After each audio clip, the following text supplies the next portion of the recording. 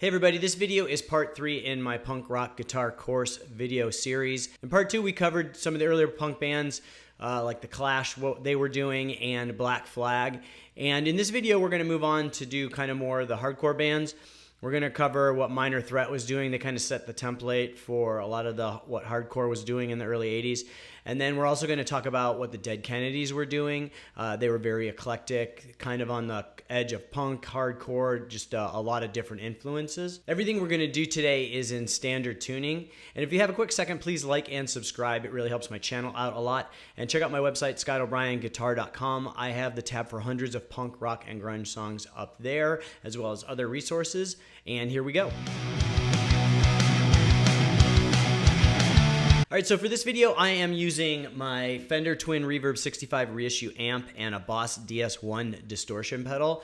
I'm going to try and keep it really simple, like not a lot of effects, and show you how we can kind of emulate both bands with those minimal effects. And if you're looking for a somewhat similar, cost-effective setup that'll get you a wide variety of good tones, that's really kind of the way to go. If you can't afford a Fender Twin, you could get like a Fender Champ amp or some other type of tube amp.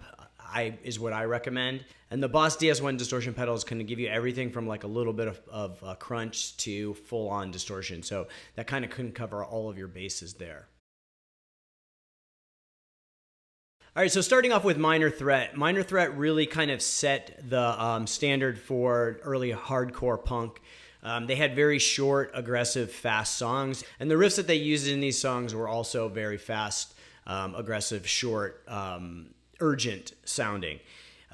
So with Minor Threat, they are going to use a lot of power chords and also major chords, major bar chords.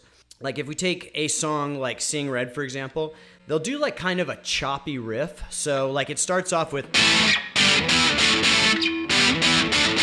So you've got these like kind of stop starts.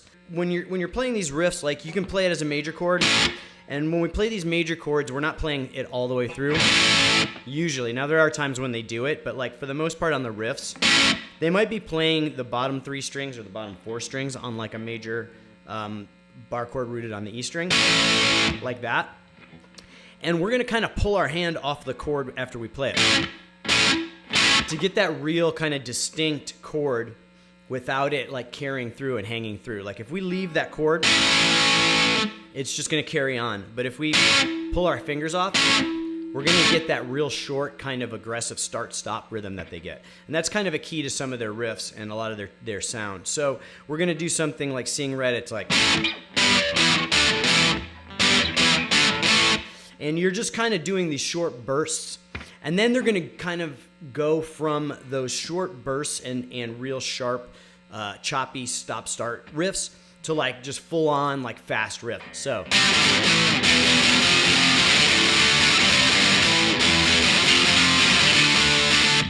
And so in a lot of their songs, they're kind of going back and forth. They'll have like maybe 2 parts, sometimes 3, like there'll be a bridge in it. But they'll have like a kind of a choppy part and then a kind of like more fast, like kind of flowing power chord type progression. And that really kind of keeps things interesting because if you just go with like a flowing, like fast power chord progression through the whole thing, it can get kind of tiring. But these kind of changes of pace and these start-stop kind of keep the interest going in the song and keep your ears from getting tired because it's a change that you're like, oh wait, what's happening now? And so when we're strumming these chords, we're going to mostly do downstrokes. So like on these choppy parts, we're going to do downstrokes. And then on the riffs, we're going to kind of do downstrokes where we can, where we're kind of holding the chords. Like if we're doing something like that, it's going to mostly be downstrokes. But if we're playing like kind of a fast riff where we're switching from chords pretty quickly, we're going to do more like up and down. So for example, on this riff, we've got a really fast riff, so we're going to do a lot of alternate strumming. So we're slowly going to go. But when we're holding that low E, we're going to do downstrokes. So. And then we're going to do kind of alternate strumming here. Because it's a little faster. It'd be kind of hard to do all downstrokes. And it kind of breaks the tempo of the song. So slowly.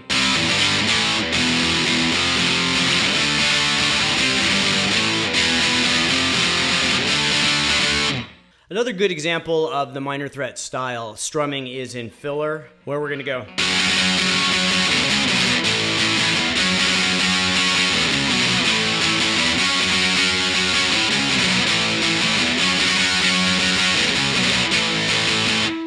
And so, for example, we're going to do those kind of up and down strokes in like the faster parts where we can't really do like a comfortable downstroke, but we're going to do downstrokes everywhere else. So.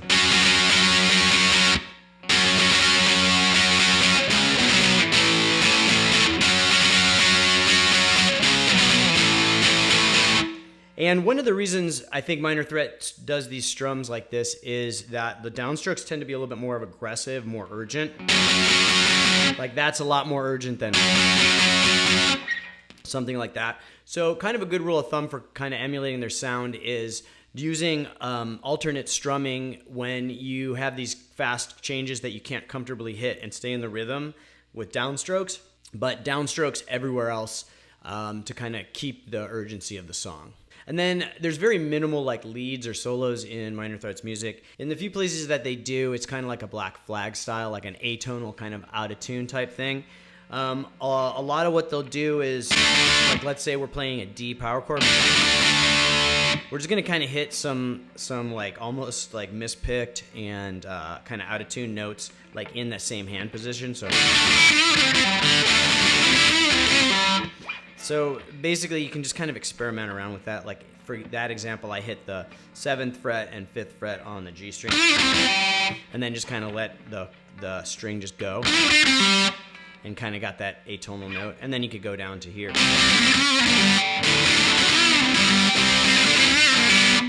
So you can kind of mess around with that. It's really kind of just meant to sound kind of out of like tune and a little like out of control. So then moving on to the Dead Kennedys, the Dead Kennedys guitar player East Bay Ray had a very kind of eclectic style. It's very unique. A lot of different influences, everything from like surf to rockabilly to like 50s rock and roll, kind of all over the place. And so it's really hard to kind of distill down everything that they were doing in their music to this kind of short video. But I'm going to kind of give you a good idea because they were also very highly influential for a lot of bands. So what he used a lot is a Fender style amp. And he's going to use like a lot of reverb. And we're going to dial back the distortion to kind of a minimum. Like if you're using the DS1, I've got it on like maybe a 2 or 3 position at most. So just enough to give it some like fuzz, but nothing like overwhelming. Now, so East Bay Ray, as far as chords are concerned, he does a lot of different things, but mostly it's going to be major and minor bar chords. And unlike Minor Threat, he's going to play the full bar chord a lot of times. So for example, in Kill the Poor, we're going to start with a D major chord. And you can play it full. It's hard to tell if he's playing it there or playing like an open chord. But either way, it kind of works, so. Then we're going to go to a B minor. So there's that minor chord in there. And then we're going to go to a G major. And then to an A. And then it goes into the meat of the song. But a lot of like big, bright, full chords from East Bay Ray. And like sometimes he'll play them like really fast, like that's not a Dead Kennedy song, but that's kind of the style of what they'll play. And so their songs are a variety of tempos, but they will do those major chords fast as well. Another thing that East Bay Ray likes to do in the Dead Kennedy songs is he likes to do a lot of single note riffs. So for example, like in Holiday in Cambodia, he does this kind of descending riff.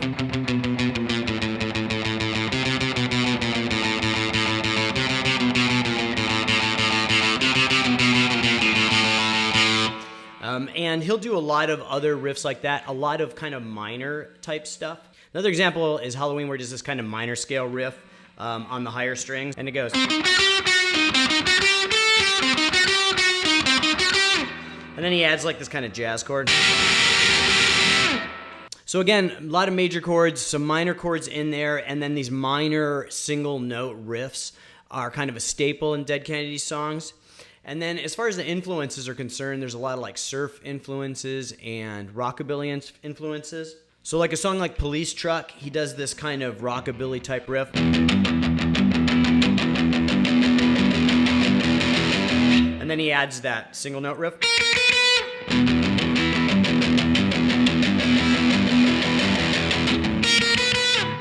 And he'll also throw in these like descending alternate picking slides, like that kind of stuff, or pick slides. And again, like the tone of the guitar is even very surfy. Like normally if I was doing Dead Kennedys, I'd play through like my Fender. But again, it's like the Fender twin reverb amp style with a lot of reverb too. And then he also likes to do these octavey type things too in a lot of songs. So what an octave is it's two of the same notes played an octave apart. So for example, like in Holiday in Cambodia, he starts off with this A octave.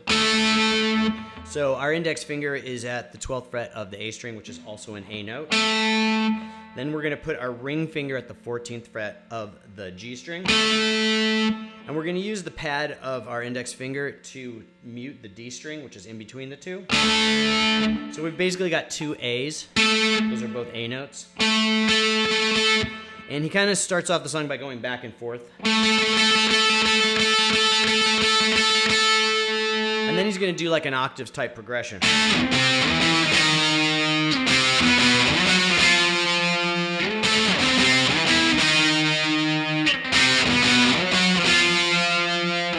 And then he goes into that descending note riff.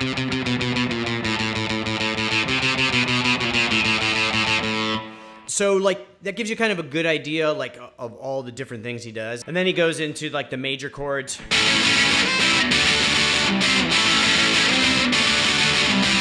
So like that song Holiday in Cambodia really kind of gives a good example of like all the different kind of techniques that he uses in a lot of Dead Kennedy songs. Now again, East Bay Ray was a very eclectic guitar player with a lot of influences, very unique sound. Same with the Dead Kennedys. That as a band, they were a very unique, eclectic band. So it's really hard to distill down everything that they are doing and all their music, their entire career, into this short kind of video. But these different ideas that I give you kind of give you a good step forward to kind of emulate their sound. And again, they were highly influential, so you'll hear these types of things in a lot of the bands that came after them that were trying to emulate their sound. So that's it for this one. In the next video, we're going to talk about some other more eclectic bands as well. We're going to talk about bands like the Cramps and X and what they're doing. And if you appreciate this content, please like and subscribe. It really helps my channel, and you'll be notified when the next video comes up. And also check out my website, ScottO'BrienGuitar.com. I have the tab for hundreds of punk rock and grunge songs up there, plus other resources. And I will see you guys next time.